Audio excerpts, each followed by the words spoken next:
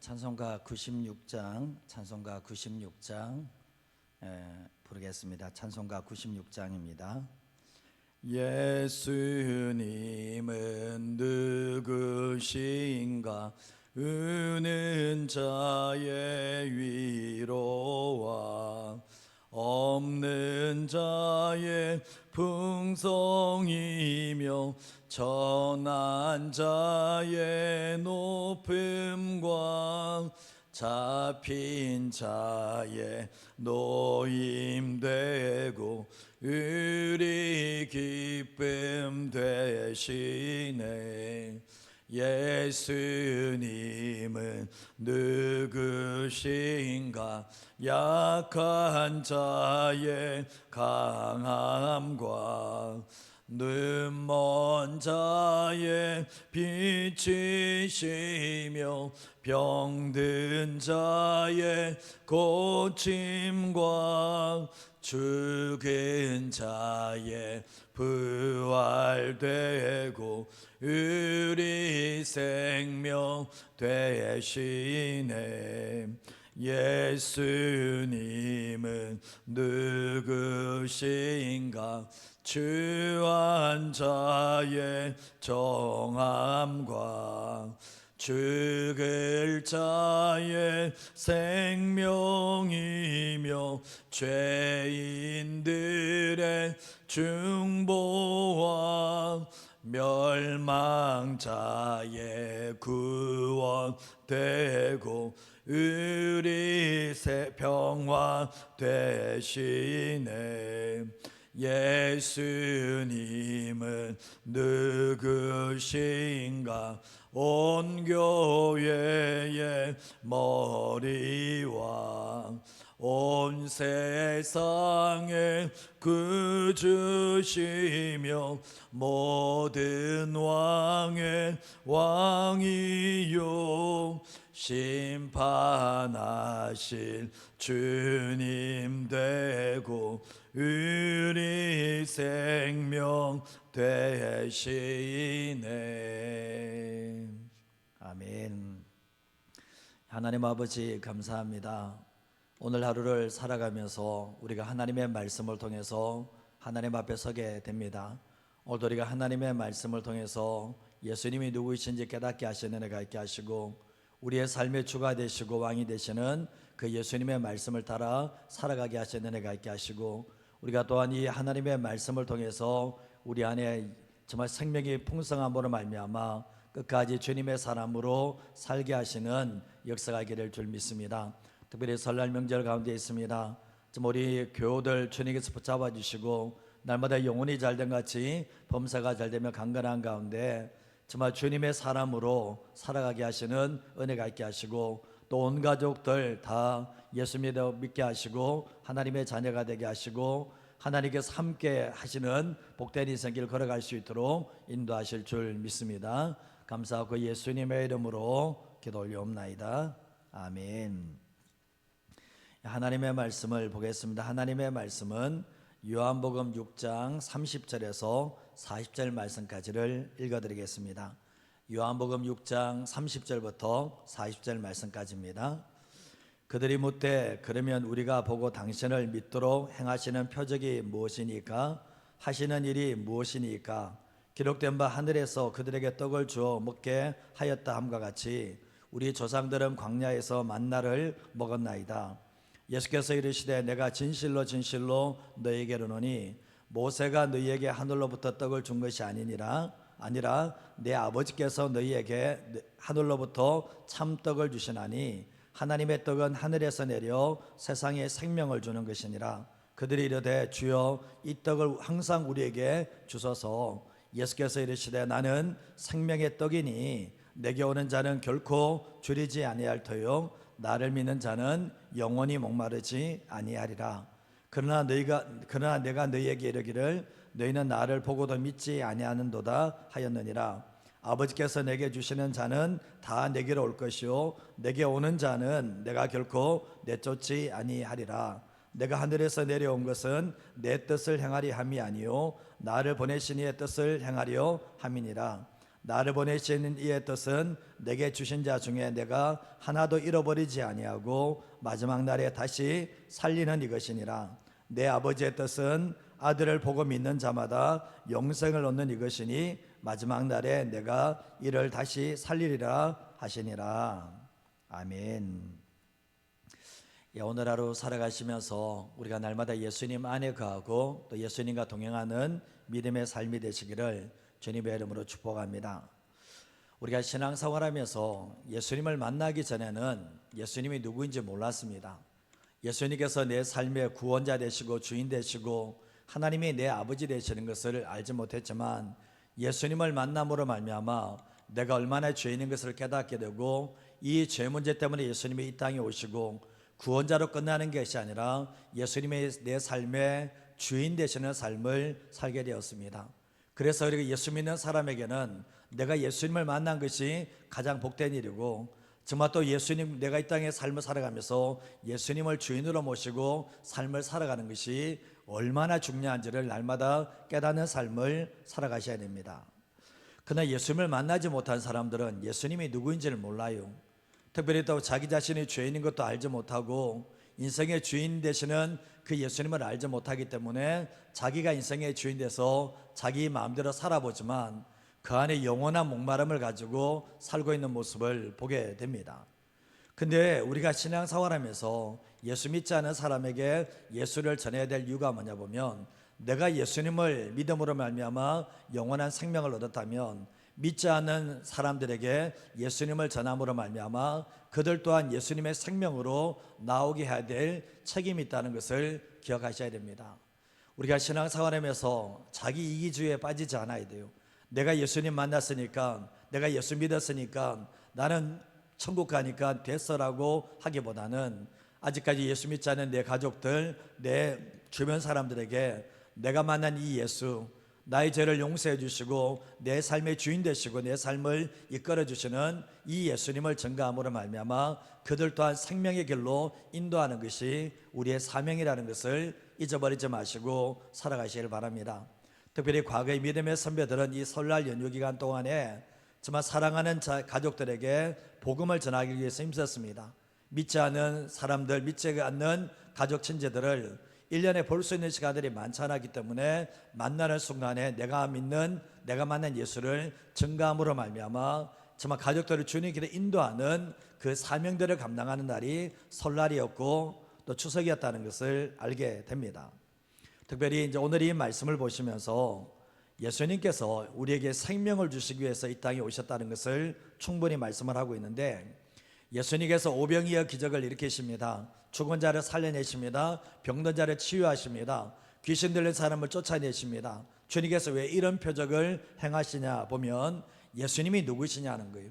이런 기적을 통해서, 이런 표적을 통해서 예수님께서 하나님의 아들이시고 예수가 그리스도 메시아시고 구원자시고 예수님을 통해서, 예수님의 이름을 통해서 생명을 주시기 위해서 예수님이 이 땅에 오셨다라고 말씀을 합니다.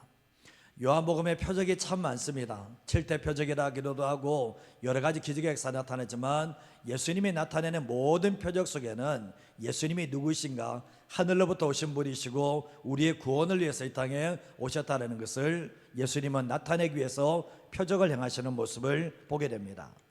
근데 오늘 이 본문의 말씀에도 나오지만 예수님께서 이제 오병이어 기적을 일으키잖아요. 근데 무수히 많은 사람이 그 오병이어 기적을 보고 예수님을 임금으로 모시려고 하고 또 정말 그 소식을 들었던 사람들이 예수님의 찾아오는 일들이 있게 되었는데 그들의 목적은 예수님을 찾는 이유가 먹고 배부른 까닭에 예수님을 찾아오게 되었거든요. 그러나 예수님께서는 표적을 행하신 이유가 정말 예수님께서는 하나님의 아들이시고 생명을 주시는 분이시라는 것을 나타내기 위해서 표적을 행하셨음에도 불구하고 그들은 그것을 깨닫지 못하는 일들이 있게 되었습니다. 그런데 오늘 말씀해 보면 그들이 묻되 그러면 우리가 보고 당신을 믿도록 행하시는 표적이 무엇입니까? 하시는 일이 무엇입니까? 이렇게 질문하는 모습을 보게 됩니다. 왜냐하면 예수님께서 표적을 나타내시는 이유도 모르고 정말 그 표적을 통해서 생명을 발견하지 못하니까 눈에 보이는 것이 전부다 보니까 이런 질문을 할 수밖에 없는 겁니다. 그러면서 뒤에 하시는 말씀이 기록된 바 하늘에서 그들에게 떡을 주어 먹게 하였다 함과 같이 우리 조상들은 광야에서 만나를 먹었다라고 얘기를 하게 됩니다. 구약의 사건을 다 알고 있는 거죠. 광야길을 걸어갈 때 하늘에서 만나가 내려서 이스라엘 백성들이 광야 40년 동안 굶주리지 않도록 주님이 만들어 주셨잖아요. 하나님이 그렇게 해 주셨잖아요. 근데 결국은 뭡니까? 하나님께서 행하신 일인데 이것은 사람이 행할 수 없다는 것을 알게 되면서 하나님을 경외할 줄 알아야 되고 하나님이 하나님 되심을 인정해야 되는데 그들은 하나님을 인정하지도 않고 하나님의 역사를 보고도 하나님을 온전하게 신뢰하지 않았다는 것을 알게 됩니다. 근데 오늘 뒤에 말씀을 보시면 32절 말씀에 예수께서 이르시되 내가 진실로 진실로 너에게로니 모세가 너에게 하늘로부터 떡을 준 것이 아니라 내 아버지께서 너에게 하늘로부터 참떡을 주신다라고 말씀을 합니다. 모세가 무슨 능력이 있어서 광야 생활하면서 하늘에서 만나를 내리게 할 수 있습니까? 모세가 이스라엘 백성들에게 만나를 하늘로부터 온 그 떡을 준 사람이 아니라 하나님 아버지께서 하늘로부터 참떡을 주셨는데 그게 만나였다라는 것을 알게 됩니다. 근데 예수님께서 하나님의 떡은 하늘에서 내려 세상에 생명을 주는 것이다 라고 말씀을 합니다. 그때 사람들이 이해를 못하게 되면서 주여 이 떡을 항상 우리에게 주소서라고 요청을 하게 되었을 때 예수님께서 하시는 말씀이 내가 생명의 떡이다, 내가 하늘로부터 내려온 생명의 떡이다 라고 말씀하면서 내게 오는 자는 결코 줄이지 아니할 터요 나를 믿는 자는 영원히 목마르지 않게 될 거라고 말씀을 합니다. 세상에 있는 많은 사람들이 줄여 있습니다. 세상에 많은 사람이 목말라 하고 있습니다. 이 주림과 목마름을 해결하기 위해서 정말 세상 속에서 치열하게 삶을 살아가지만 정말 더 많이 가질수록 더 많이 누릴수록 내 안에 더 심한 갈증과 더 어쩌면 주림이 있다는 것을 알게 되는데 예수님께서 하시는 말씀은 내가 생명의 떡이라는 거예요. 너희 안에 생명을 주는 것이 정말 내 삶의 목적이고 예수님께서 이 땅에 오신 것이 내가 온 것은 양으로 생명을 얻게 하고 더 풍성히 얻게 하는 것이라고 말씀을 하시면서 정말 예수님 안에 있는 사람들이 뭡니까? 생명을 얻게 되고 더 풍성한 가운데서 줄이지도 않고 목마르지도 않은 삶을 살아갈 수 있다라고 분명히 말씀을 하고 계시는 거죠. 예수 믿는 사람이 어디서 주림을 처음을 받게 됩니까? 예수 믿는 사람이 목마름을 어디서 이 가람을 채워나갈 수 있는 겁니까? 예수님에게서 할 수 있다는 것을 말씀하고 있는데 예수 믿는 사람이라 할지라도 예수님께 가까이 하지 않으면 예수님을 정말 생명의 떡으로 생수의 강으로 인정하지 않으면 예수 믿는 사람들도 세상 속에서 다른 곳에서 주림을 해결하려고 하고 지금 이 목마름을 해결하려고 하는 그런 삶을 살게 되는데 예수님께서 하시는 말씀은 내가 생명의 떡이고 내가 생수의 강이기 때문에 내게 오는 자는 줄이지도 않고 목마르지도 않는 삶을 살게 될 거라고 말씀하셨습니다. 우리가 예수님을 만나지 못한 사람들이 이걸 잘 몰라요. 여기 있는 사람들도 이해를 못하잖아요. 그러나 우리가 예수님을 만난 사람들이 이것을 이해하고 우리가 믿는다면 우리의 삶을 살아갈 때도 세상이 우리에게 주님의 문제를 해결하는 것이 아니라 세상이 우리에게 목마름의 문제를 해결하는 것이 아니라 오직 예수님께서 해결하신다는 것을 믿고 예수님께 나아가는 그런 삶을 살아가셔야 됩니다. 그래서 예수님께 나아갈 때 세상이 줄 수 없는 하늘의 떡을 먹게 되고 세상이 줄 수 없는 그 목마름을 처음 받는다는 것이 우리의 삶에 정말 이렇게 체험되어지는 그러한 은혜가 있기를 간절히 소원합니다. 근데 뒤에 말씀에 보면 그러나 내가 너에게 이르기를 너희는 나를 보고도 믿지 아니한다는 거죠. 정말 표정만 보니까 눈에 나타난 기적만 보니까 그 어디에서 예수님을 발견해야 되는데 예수님이 누구인지를 발견해야 되는데 이들은 보고도 믿지 않은 예수님을 믿지 않는 일들이 있게 되었습니다.